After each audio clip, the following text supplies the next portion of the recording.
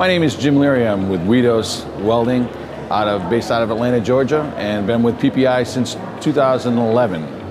PPI is a very good organization to be with that's advocating for plastic piping use throughout the country in a safe manner. It is growing technologies, and they've been a great advocate for that. The PPI conferences are great places to come and network with all of the manufacturers and suppliers. You get to learn about some of the newer technologies, and the biggest benefit is to see what's going on in the industries with standards and codes and helping to develop them so that it brings the latest technologies and products into the forefront.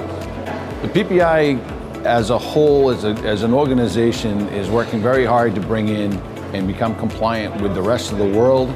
It's taking technologies and information and helping to interact with other international standards organizations, and it's been great work to see all that being done. I enjoy it very much to see how things are being promoted here and that it helps the industry in general and as a whole.